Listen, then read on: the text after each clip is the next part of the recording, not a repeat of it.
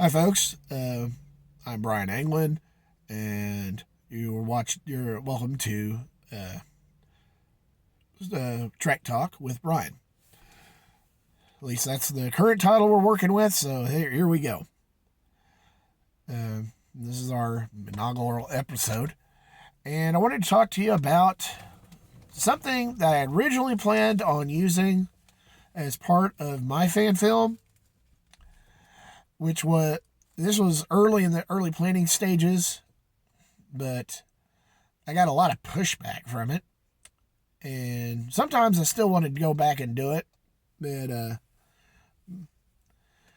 but someday you never know. And it was the topic of the lack of any sort of humanitarian slash infantry, ground support, and anything other than any defense from boarding. It seemed like that was like a glaring vulnerability to the Federation.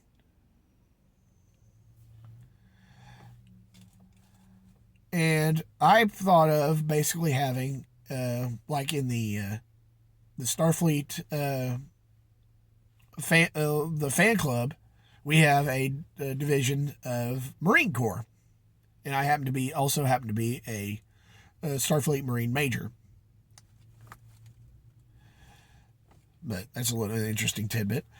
But I originally had planned on having the ship that in my current itineration be a Marine assault ship or Marine operations ship, something less assault, but I hadn't worked that part out yet.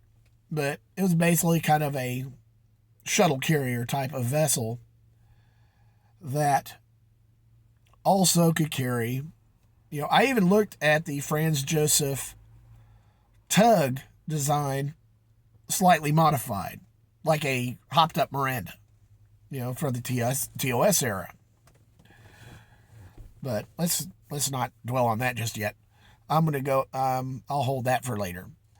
But basically, the timeline for this was right after the Romulan Wars, they got rid of the Makos.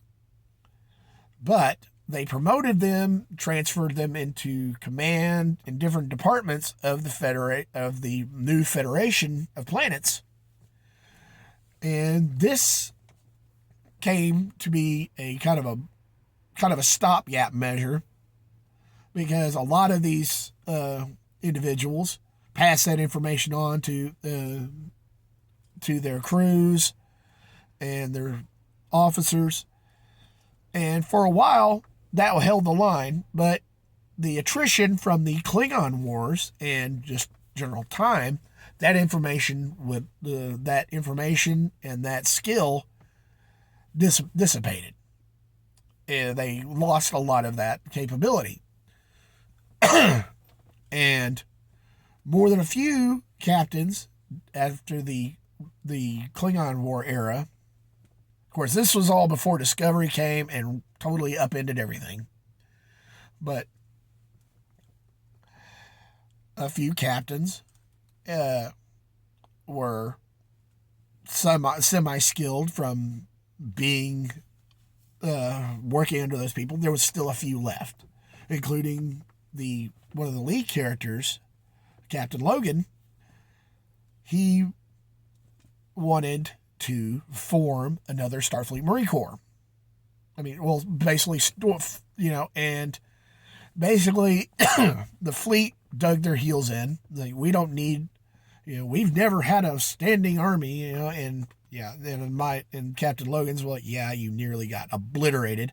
But hey, good. That's good for you. You didn't have one, but we nearly lost. We were nearly destroyed because we didn't have any way of. And how many? And why are we always running short on starships to patrol areas? Humanitarian. We can solve this with one branch, make it like a combination of the Coast Guard and the Marine Corps, and the and a few other things blended in, and have these people have these multiple disciplines, you know, of like basically the Seabees, included as well.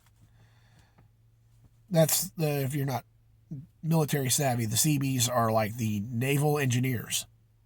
They build island. They were during the World War II. They built an arm in the United States. They built basically bases overnight. But have something like that. Have something like that would be so. Is what Captain Logan would have thought was to be so valuable. He's willing to risk his career for it. And basically he said, okay, we'll let you do this, but you are going to have to take charge of this little plan, and you're going to have to create like a group, the first, basically the operational unit of them, and you're going to have to do it on a budget. Basically that was what the whole premise of that series would have been, was him getting this beat to snot starship, the which he rebuilds and renames the the Langley, which is basically an old transport ship. Franz Joseph designed the tug, and he modifies it almost to the point where it's almost Miranda level. Heavy combat equipment, that sort of thing, and the fact that he modifies the containers. He turns one into, it has two containers on it. One of them is basically a giant hangar bay for a shuttlecraft, and the other is, bunkers, basically for, just nothing but stuff for the Marine Corps. Basically it's it's like I said, like a naval transport ship, a support ship. So this thing, so the Langley would be launched, and basically the first couple missions would be like humanitarian. It was going to be a real wild setup, and there would have been some dialogue with the new, it would be kind of a half and half sort of crew. There'd be your normal Starfleet crew, which aren't exactly used to having these. How do I describe these? The basically the first generation Starfleet Marines, which I wanted to play up for humor, because basically Captain Logan would have had to find the people that would volunteer for something that crazy, and just something so not Federation minded that they would just roll with it. There are people that would, it was either this or a penal colony, that sort of thing. It would be. I was kind of thinking along the same lines as Chesty Puller and that sort of thing. So,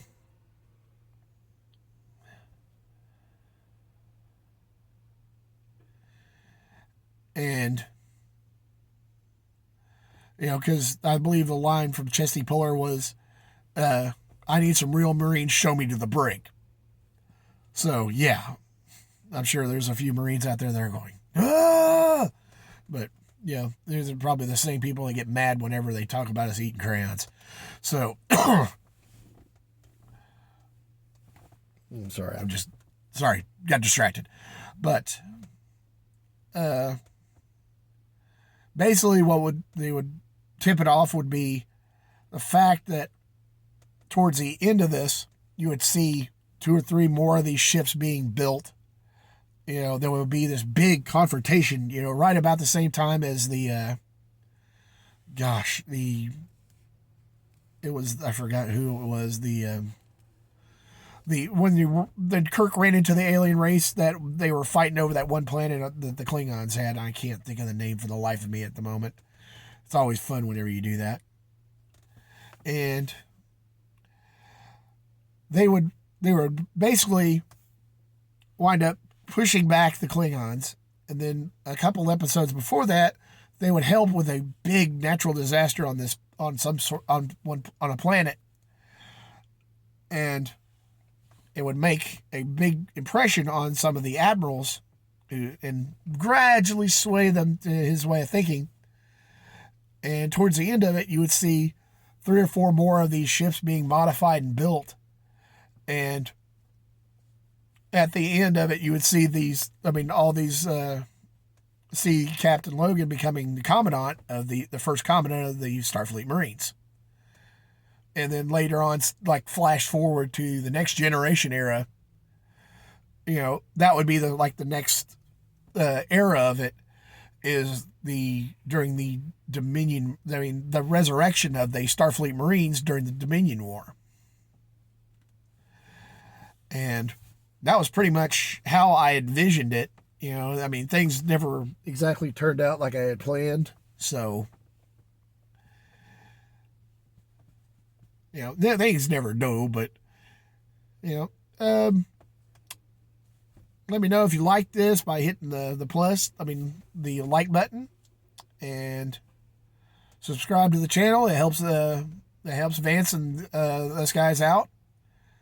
And tell me what you think, and give me some ideas. Give me some ideas as far as future episodes for me in the comments. Tell me what you think as well. It's been fun talking to you guys. Talking to you. You haven't been able to talk back to me. We'll work on that in the future as well. And as Vance says, keep on geeking on. Be good. Be good to yourself. Be good to those around you. And live long and prosper. And you all have a good one. That's my line.